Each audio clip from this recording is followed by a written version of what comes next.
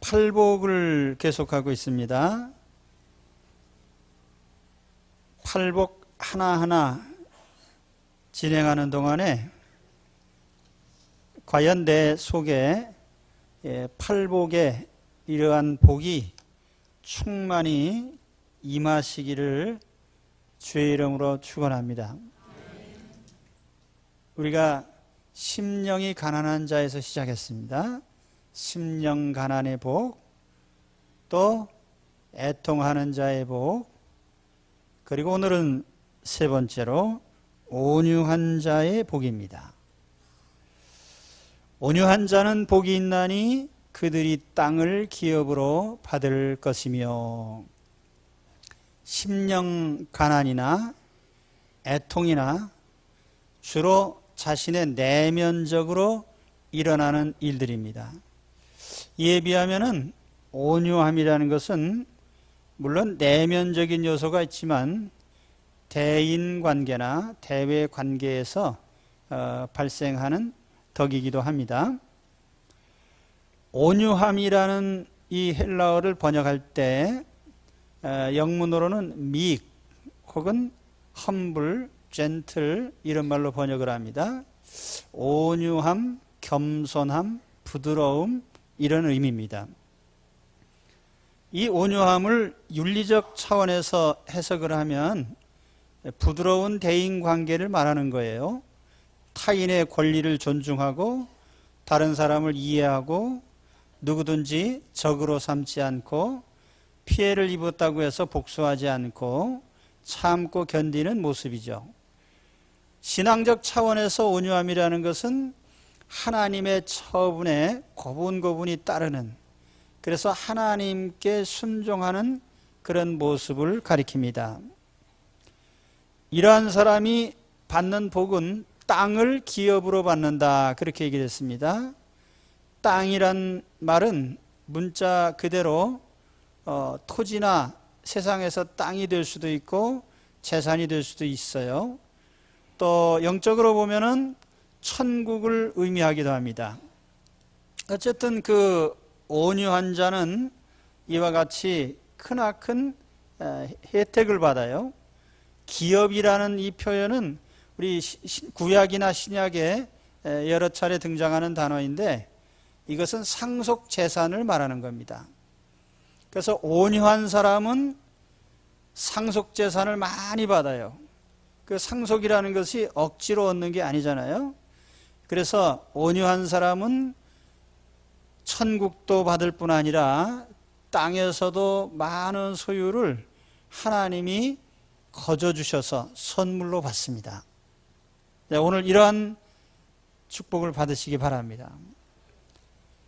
우리가 온유한 자가 받는 이 복에 대해서 세 가지 측면에서 적용할 수가 있어요.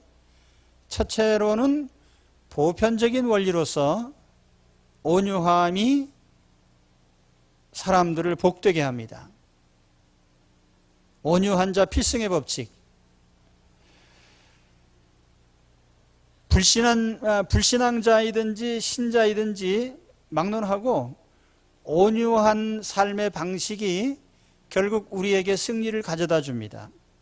이게 하나님이 만드신 하나의 보편적인 원리예요. 우리 동양사상에 노장사상이라는 게 있습니다. 노자와 장자의 가르침, 공자의 가르침과 아주 대조되는 사상인데요. 공자가 인위적인 것을 강조했다면 노자나 장자는 인위적인 것을 배제했습니다. 그래서 자연의 순리대로 살아라. 거스르지 말고 살아라. 이걸 무위자연 이렇게 표현합니다. 무위자연. 자연의 순리대로 살아라. 예를 들면 물은 높은 곳에서 낮은 곳으로 흘러갑니다. 굳이 물이 높은 곳으로 흘러가려고 애쓰지 않아요. 이 낮은 곳이라는 것은 어떤 면에서 겸손을 상징하기도 하는데요. 그래서 낮은 곳으로 흘러가고요. 또 어떤 거스리는 물체가 나타나면 부서집니다. 그래서 물이 흐르다가 바위에 부딪히면 산산조각이 나죠. 자기 몸을 부숴버립니다. 결코 장애물을 뚫고 가려고 하진 않아요. 그렇지만 결과적으로 보면은 바위가 패이고 물길이 나죠. 그래서 이것이 상당히 참 깊은 삶의 원리이기도 합니다. 우리 인생도 순리대로 사는 것이 매우 어리석어 보이지만 그렇게 사는 것이 오늘 말씀대로 한다면 땅을 차지하는 비결이에요. 요즘 부모들은 아이를 어떻게 하면 좀 강하게 기를까 해서 애를 씁니다. 특히 아버지들이 자식을 강하게 기르려고 애를 써요. 어떻게 하든지 자신감을 가지고 자기 주장을 잘 펼치고 남을 대할 때 당당하고 이런 모습을 좀 갖춰주려고 애를 쓰죠. 경쟁력이 있고. 그래서 강하게 이렇게 기르려고 애를 쓰는데 그 결과로 실제로 아이들이 강하냐 하면 그렇지 않습니다.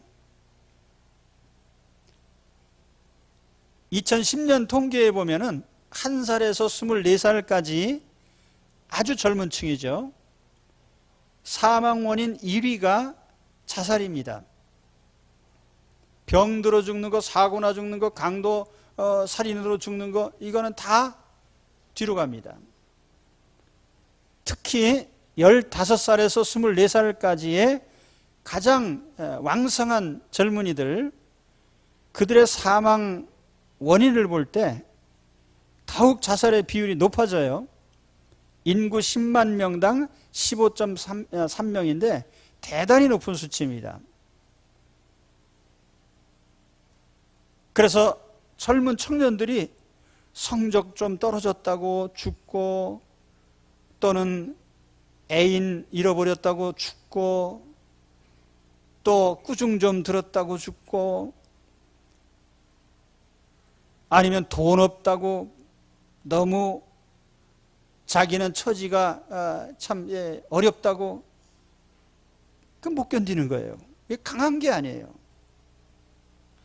왜 강하게 기르려고 애를 쓰는데 이렇게 나약해집니까? 근본 사상이 잘못된 거예요. 우리 때에는 우리 부모님이 어떻게 가르쳤느냐 하면 이렇게 가르쳤어요. 지는 게 이기는 거야. 양보해라. 맞은 사람은 발 뻗고 자고 때린 사람은 잠을 못 잔다. 서양 속담도 그렇습니다. 패는 칼보다 강하다. 무인 시대가 아무리 힘 있어 보이지만 결국은 문민 시대가 옵니다. 공산주의가 강하게 세상을 휩쓸었지만은 반세기 만에 쫄딱 망했어요. 아마 북한 공산당도 쫄딱 망할 겁니다. 시간 문제죠. 세상에서 강한 모습이 결코 강한 게 아니에요. 온유한 자 필승의 법칙을 알아야 됩니다. 그래서 온유함이라는 건 무기력함이 아니에요. 무조건 양보하는 것도 아닙니다. 온유함이라는 것은 타인을 배려하는 것입니다. 남의 처지와 입장을 이해하는 것입니다. 누구든지 적으로 만들지 않습니다. 마치 태풍 불 때 갈대와 같아요. 갈대는 바람이 불면 납작 엎드립니다. 그러나 부러지진 않죠. 단단한 나무들을 보면은 꿋꿋한 것 같지만은요, 태풍이 불면 뿌리째 뽑혀요. 요즘 어떤 드라마에 난 내용은 모르지만 곁에서 이렇게 보면은 뭐 소리를 꽥꽥 지르는 게 나오더라고요. 거기가 어디야? 그러면서요. 예, 광고도 나오대요, 그게. 요즘에 꽥꽥거리는 사람들이 사실은 힘 있는 것 같지만 설 자리가 없어요. 온유한 자 필승의 법칙을 알아야 돼요. 왜냐하면 하나님께서 온유한 자가 결국 세상을 차지하도록 그렇게 하시는 겁니다. 온유한 자가 많은 것을 차지해요. 저는 우리 몇십 년 동안 우리 당회도 하고 여러 차례 회의를 하지만은 우리가 교회에서 회의를 하는 동안에 목청을 높이거나 그런 적이 없습니다. 조용히 얘기한다고 해서 일이 안 되는 건 아니에요. 막 꽥꽥거리고 삿대질하고 그런다고 해서 일이 잘 됩니까? 안 되죠. 온유한 자 필승의 법칙을 알아야 돼요. 제가 이런 말씀을 드릴 때 세상살이에 적용하시라고 말이에요. 예? 꽥꽥거리지 말고요. 삿대질 하지 말고요. 온유하게 해도 충분히 이깁니다. 예.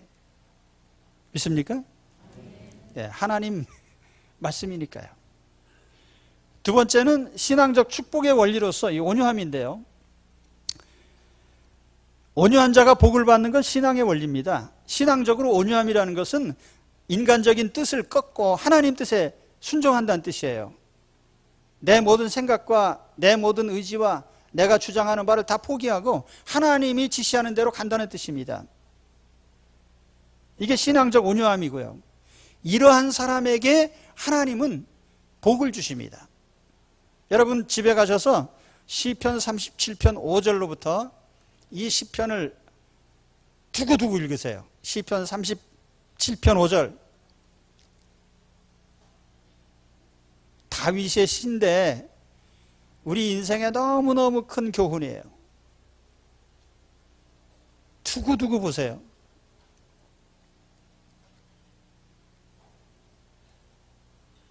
중요 내용들을 보면은 하나님의 뜻을 따른, 여기 의인과 악인이 나옵니다만은 의인이 누구냐면 하나님의 뜻에 순순히 따른 사람은 의인이에요. 악인이라는 사람은 하나님의 뜻을 거역하는 자가 악인이에요. 내 길을 여호와께 맡기라. 5절에 보면 그런 말씀 나오죠. 그를 의지하면 그가 이루시고 내 의를 빛같이 나타내시며 내 공의를 정오의 빛같이 하시리로다. 여호와 앞에 잠잠하고 참고 기다리라. 분을 그치고 노를 버리며 불평하지 마라. 여호와를 소망하는 자들은 땅을 차지하리로다. 온유한 자들은 땅을 차지하며 풍성한 화평으로 즐거워하리로다. 주의 복을 받은 자들은 땅을 차지하고 의인이 땅을 차지하며 거기서 영원히 살리로다.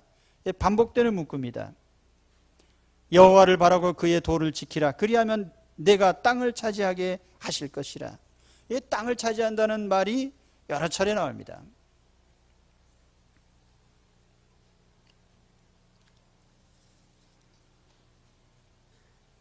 하나님의 자녀들은 하나님께서 이렇게 온유하게 살 때에, 하나님의 뜻에 따를 때에 하나님이 풍부한 삶의 공간을 주셔요. 요한복음 14장 1절에 뭐라고 말씀하셨어요? 너희는 마음에 근심하지 말라. 하나님을 믿으니 또 나를 믿으라. 내 아버지 집에 거할 곳이 많도다. 넓은 공간, 방이 많고 거처가 많고 마당이 넓고 삶의 지경이 넓단 말이에요.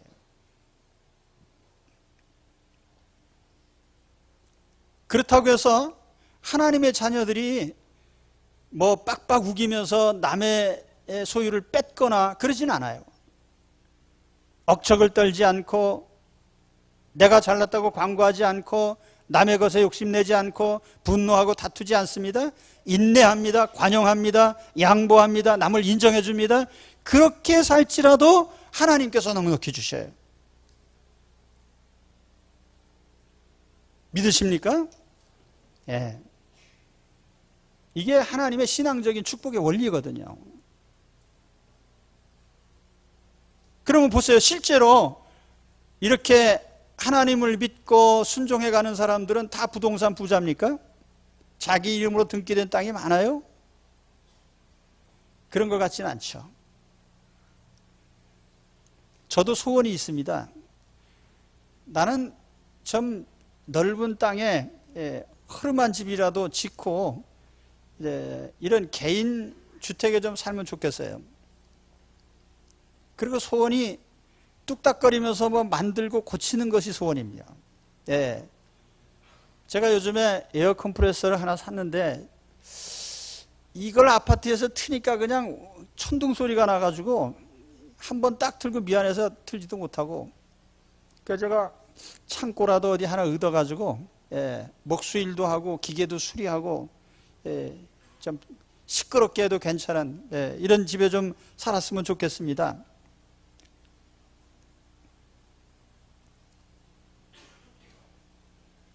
땅값이 너무 비싸. 근데 필요한 땅값이 비싼 거예요. 땅값 조사를 한번 해봤죠, 제가.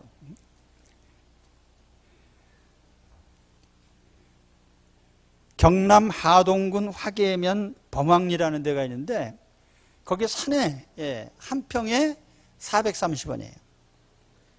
그러니까 땅 한 평 팔면은 라면을 한 봉지 사 먹을까 말까예요. 그러니까 땅 다 팔아야 그냥 라면 배상자 못 삽니다. 근데 충무로 일가에 가면은 한 평에 2억 원이에요. 그래서 땅 정 갖고 싶으시면 430원짜리 사시면 돼요. 근데 아무튼 중요한 게 뭐냐면은 우리 예수 믿는 사람들이 그렇다고 해서 이런 땅을 많이 자기 이름으로 등기하고 사는 건 아니란 말이에요. 그럼 하나님께서 땅을 기업으로 주시리라니 무슨 말씀이죠? 물론 구약적으로 보면은 하나님께서 이스라엘 백성에게 가나안 땅을 그들의 재산으로 주셔서 그것을 문중별로 가문별로 다 이렇게 분할을 해가지고 주시면서 땅은 영원히 하나님 것이니까 팔지 마라. 그리고 안식년이 되고 희년이 되면 원주인에게 무조건 돌려주게 돼 있어요. 부채로 그것을 넘겼다 해도요. 실상 여기에 정말 중요한 것은 그 땅을 내 이름으로 등기하는 것이 아니고, 등기해놔도 원칙적으로 하나님 소유거든요. 죽을 때 가져가는 거 아니에요. 명목상 그렇다는 얘기죠. 그래서 정말 중요한 것은 그것을 소유하는 것이 아니라 누리는 것입니다. 어떤 돈 많은 분이 강원도 산골에 맛있는 경치가 좋은 곳에 별장을 지었습니다. 정원을 가꾸고 아름다운 꽃을 심고 거기에 물이 흐르게 하고 굉장히 멋있게 해놨는데, 주인이 1년에 한 서너 차례 거기 가서 머무는데 그것도 오래 머물지 않아요. 잠깐 왔다 가고요. 거기에 관리인이 한 분 계십니다. 그런데 그 관리인은 항상 거기 상주하면서 장성껏 그런 걸 가꾸고 또 돌아보면서 즐거워하면서 이렇게 사는데, 그럼 실제적으로 누가 누리는 것입니까? 사실은 이름을 등기해 놓은 게 별 의미가 없어요. 그걸 누리는 사람의 소유죠. 실질적으로 보면. 하늘과 땅과 그 사이에 충만한 것이 다 하나님의 것이라고 했습니다. 우리가 아름다운 하늘 바라보는 거 돈 받지 않아요. 들의 꽃이나 아름다운 산이나 이런 모습들을 마음껏 우리가 즐기고 바라보는 거, 그거는 뭐 거저입니다. 오늘 비가 억수로 쏟아지는데 사실 이 비도요, 비에 쫄딱 젖도록 맞는 것도 괜찮은 일이에요. 저는 시골에서 비 오는 날 아주 즐겁게 뛰어노는 기억이 많습니다. 그리고 툇마루에 앉아서 처마에 초가집 지붕에서 물 떨어지는 거예요. 물이 떨어지면 그 밑이 땅이 패이거든요. 물 떨어지는 거 쳐다보면서 감상을 해요. 시가 한 수 나오죠.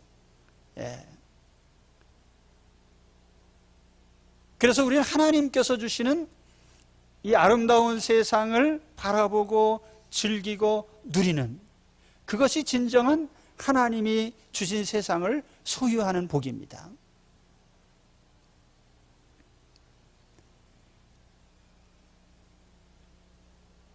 정말 하나님이 축복하시는 것은 우리가 무엇을 가지려고 집착하고 소유하려고 집착하는 그것이 아니고요, 하나님이 주신 세상을 바라보고 기뻐하고 즐거워하면서 그것을 누리는 것입니다. 그래서 주석가 핸드릭스는 땅을 기업으로 받는다는 이 말씀을 해석하면서 세 가지 뜻으로 해석을 했습니다. 첫째는 법적인 소유권을 의미한다. 둘째는 실제로 소유한다는 뜻이다. 셋째는 자기의 노력이 아닌 선물로 받는다는 뜻이다. 사실 이 기업이라는 단어 자체가 상속재산을 말하거든요. 상속이라는 것은 노력의 대가가 아니에요. 그거는 그냥 거저 주어지는 거거든요. 요즘 세상 사람들이 상속이나 거저 얻는 것에 대해서 매우 나쁜 관점에서 자꾸 보려고 하는데, 사실은 하나님께서는 그 은혜라는 개념 자체가 공짜예요. 거저 주는 것입니다. 그렇기 때문에 우리가 하나님을 따르고 순종할 때에 하나님 우리에게 모든 축복을 거저 주시게 돼 있어요. 이게 신앙적 축복의 원리입니다. 세상 사람들은 자기가 노력하고 애쓰고 해서 얻은 것에 대한 가치를 최대한 부여하죠. 그것도 사실이에요. 그러나 세상을 자세히 바라보면은 정말 값진 것들은 하나님께서 거저 주셔요. 우리가 숨쉬는 산소나 마시는 물이나 햇빛이나 다 거저죠. 인생에도 가장 값진 것들이요, 하나님께서 거저 주십니다.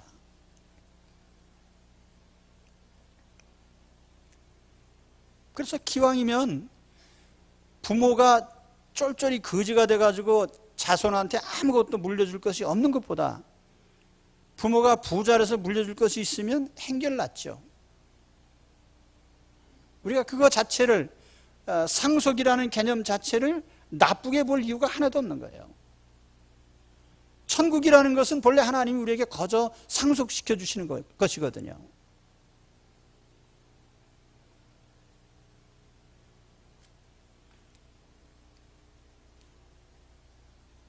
제 손자 녀석 이름을 요셉이라는 이름 하나 지어줬습니다. 요셉.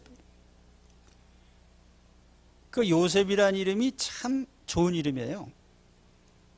무슨 뜻이냐면 더한다는 뜻입니다. 플러스, 마이너스가 아니라 플러스예요. 라헬이 요셉을 낳고 그렇게 아들을 낳고 싶어서 애쓰다가 아들을 하나 딱 낳아가지고요, 첫 마디가 뭐냐면 하나님 더 주세요 그랬거든요. 자식의 욕심이 있어가지고. 그래서 더한다는 뜻이에요, 요셉. 근데 정말 하나님께서 신실한 신자들, 특히 온유한 자에게 주시는 복이 뭐냐면 더하는 플러스의 복입니다. 보셔요. 마태복음 산상수훈에 분명히 하나님께서 이런 교훈하셨잖아요. 너희는 먼저 그의 나라와 그의 의를 구하라. 그리하면 이 모든 것을 너에게 더하시리라 그랬어요. 더하시리라. 그의 나라와 의, 하나님 나라, 하나님의 의를 우리가 구하여 얻을 때에 덤으로 따라오는 것이 뭐냐면은 이 모든 것입니다. 이 모든 것이라는 게 무엇을 먹을까, 무엇을 입을까, 무엇을 마실까 하는 의식주의 문제예요. 여러분, 하나님께 이와 같이 구원의 복을 받을 뿐 아니라 거기에 덤으로 더하여 받는 복을 받으시기 바랍니다. 그것이 신앙으로 온유한 자에게 주신 하나님의 축복이에요. 성경에 신뢰가 있습니다. 이삭은 평화의 사람이에요. 예수님처럼 희생 좋아하고 희생을 마다하지 않고 될 수 있는 대로 양보하고 자기 것을 주는 그런 사람입니다. 이삭이 다른 사람들 사는 동네 가가지고 정착하면서요, 블레셋 사람들이 사는 마을에 가서 정착하면서 우물을 팠어요. 흉년든 땅에 농사도 짓고 그러면서도 견디면서 우물을 팠는데 물이 나옵니다. 그 팔레스틴 지역에는요, 우물 파는 것이 굉장히 중요한 일인데 쉬운 일이 아니에요. 우리처럼 흙을 파는 것이 아니라 돌을 파야 돼요. 그리고 어디에 물이 흐르는지를 보이질 않아요. 수맥을 찾는 게 힘듭니다. 그런데 이삭이 힘들게 그 바위를 파고 내려가서 물을 얻었는데 이웃 사람들이 와가지고 그거 우리 물이니까 내놔. 이삭이 얼마나 힘들게 팠지만 그래요, 가지세요. 두 번째 또 팠어요. 또 힘들게 파는데 물이 나왔습니다. 이번에도 또 와서 또 달라 그래요. 그래도 이번에도 그냥 가지라고 줬습니다. 우리 같으면 어떡하겠어요? 내가 한 번은 양보하지만 두 번째는 두고 봐라, 한 판 하자고 했을 텐데 줬단 말이에요. 세 번째 또 팠어요. 물이 또 나왔습니다. 이번에는 어떻게 나왔느냐, 이 주변 사람들이 가만히 보니까 그렇게 물 얻기가 힘든데 저 이삭이라는 사람이 파면 물이 나오고 하는 거 가만히 보니까 그 이삭이 믿는 하나님이 복을 주시는 걸 알았어요. 그래서 그 다음에 두려운 마음이 들었습니다. 저 이삭이 믿는 하나님이 우리에게 벌을 내리시면 큰일이다. 그래서 이삭한테 가서 화해를 요청했습니다. 우리 사이좋게 지냅시다. 그랬더니 이삭이 그때 참 감사하면서 그 세 번째 판 우물의 이름을 뭐라고 했냐면 르호봇이라 이렇게 했어요. 르호봇. 지경이 넓다, 땅이 넓다, 그런 뜻이에요. 다시 말하면 내 삶의 영역이 넓혀졌도다. 그래서 우리가 세상에 살아가면서 우리 그리스도인들이, 이 세상은 불신 세상이거든요. 애굽과 같은 세상이고 또 광야 같은 세상인데, 여기에 어떻게 보면은 내가 하나님 믿는 이 삶의 방식으로 사는 게 아니라 오히려 세상적인 정말 강팍한 삶의 방식으로 살아갑니다. 세상 사람들은 어떻게 하든지 빼앗기지 않고 하나라도 더 안 주려고 하고, 어떻게 하든지 내가 줄 돈은 안 주고 받을 돈 악착같이 받고 뭐 이런 식으로. 그래서 세상 사람들이 그렇게 악착같이 사는데 여기에서 우리가 온유하게 살아간단 말이에요. 내놔라 그러면 주고. 그런데 그렇다고 해서 다 빼앗기고 빈손으로 사는 게 아니라 하나님이 우리의 신앙의 축복 위에 덤으로 우리의 삶에 얹어주십니다. 그것이 땅이 됐든 재물이 됐든 무형의 우리의 능력이 됐든 주신단 말이에요.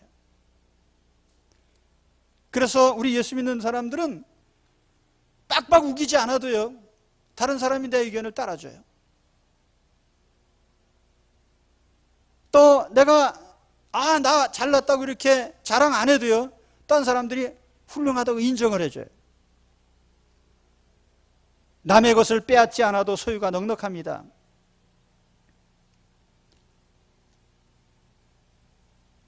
저는 삶을 통해서 늘 그걸 느껴요. 그래서 우리 그리스도인들은 세상을 살아가면서 항상 하나님 앞에 온유한 이 신앙의 원리로 살아가셔야 됩니다. 내가 사람을 보는 게 아니라 하나님 앞에 하나님의 뜻을 따르기 때문에 온유한 자들이 되셔야 돼요. 그 하나님이 책임져 주세요. 저는 물건값을 깎을 줄 모릅니다. 그리고 어디 가서 옷이라도 한번 입어보면 미안해서 꼭 사요, 그냥. 대부분의, 좀 죄송합니다만 여성분들 보면은 입어보고 또 먹어보고 뭐 다 하고 나서 안 사요. 난 미안해 죽겠어요. 그래서 대체적으로 내가 그런 옷을 사거나 그럴 때는 안 갑니다. 그래서 왜냐면 입어보고 안 사는 것 때문에 미안해가지고.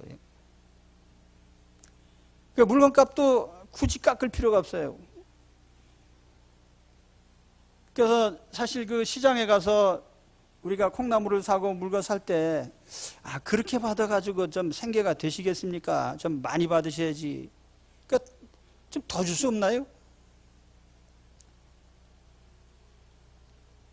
자, 한번 88도로에서 아침에 무슨 세미나 가다가요, 아침 시간이니까 차가 정체가 되면 가다 쓰다 한단 말이에요.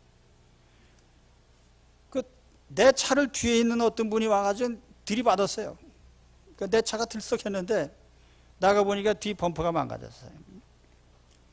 그래서 그때 대개 사람들이 어떻게 합니까? 삿대질하면서 그 눈을 똑바로 뜨고 뭐 하면서 이렇게 이제 하는데, 아침인데 얼마나 피곤해. 직장 생활하는 사람이. 괜찮으세요? 다친 데 없으세요? 뭐 시간 없는데 명함 하나만 주시고 그냥 가세요. 그리고 나중에 처리합시다. 1분도 안 걸렸어요. 그렇다고 해서 일이 해결 안 된 게 아니고 다 해결이 됐어요. 또 혹 그분이 나한테 명함을 주고 나서 또 안 한다고 해도, 안 고쳐준다고 해도 할 수 없지. 어떻게 해 이걸. 그러나 내가 하나님을 믿기 때문에 그 하나님께서 반드시 그 문제를 해결해 주신단 말이에요. 그 이상으로 주셔요. 요셉의 하나님 아니에요? 더해 주신 하나님. 그렇죠?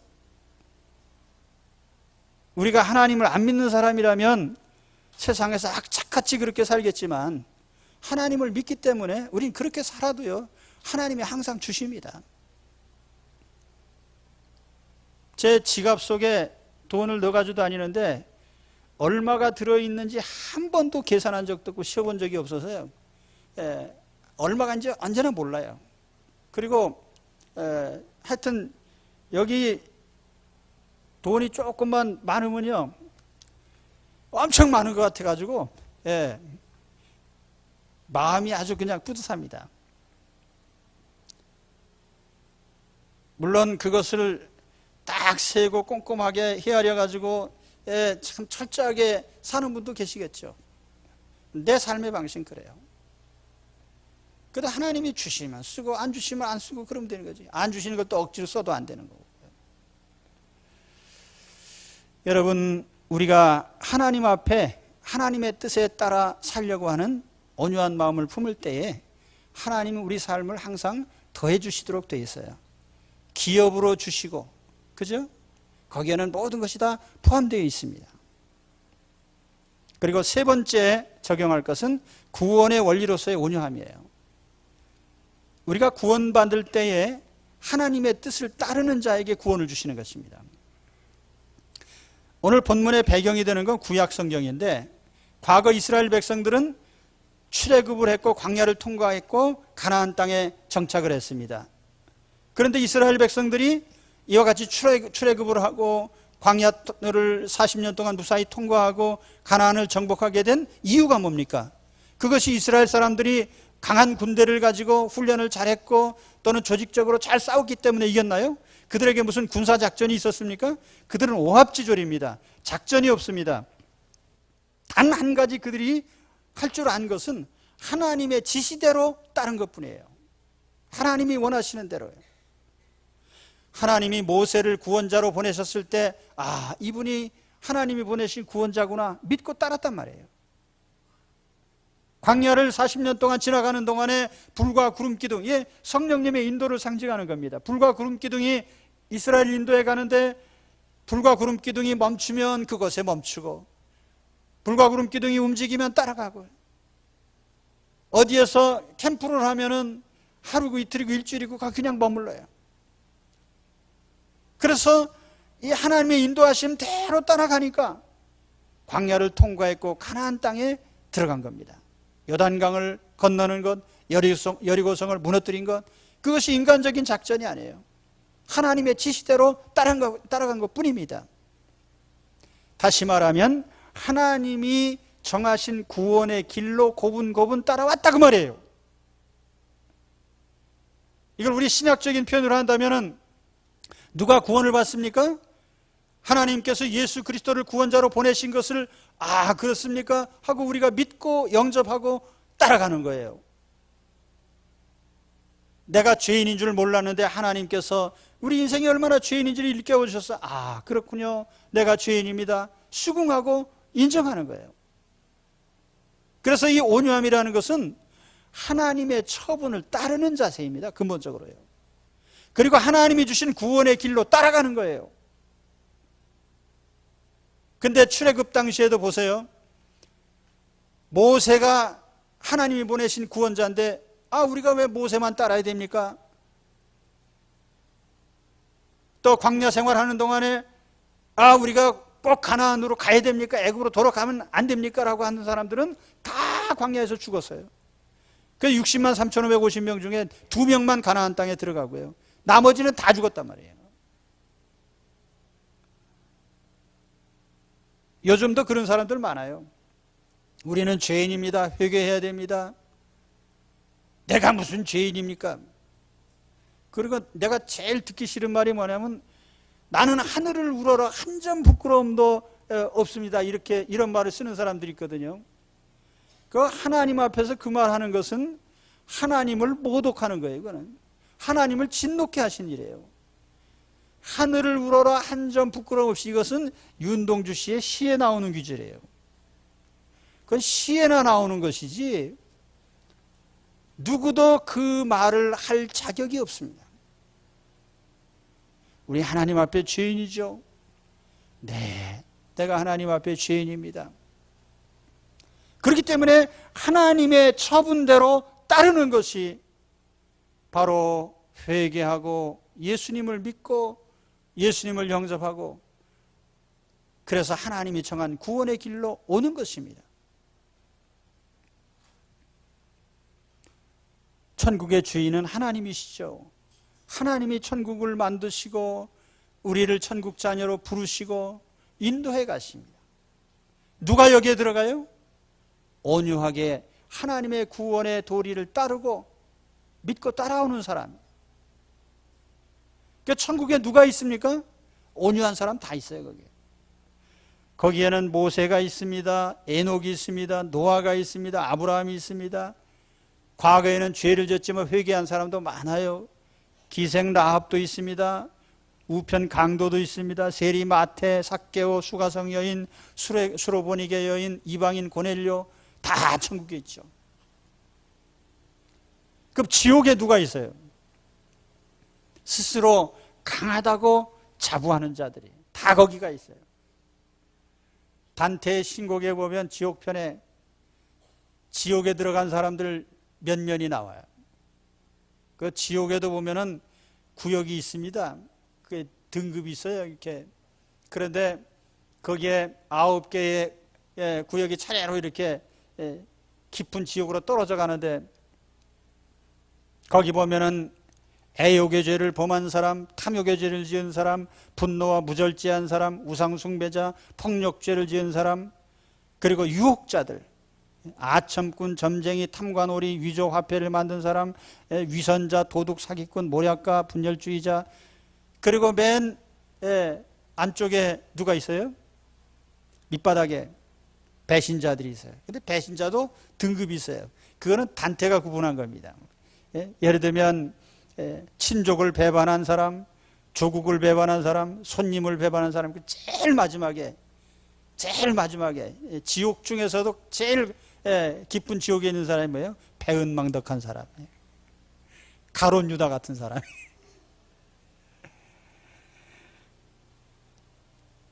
공통점이 뭐냐 하면은 자칭 강한 자들이에요. 자기 뜻대로 하는.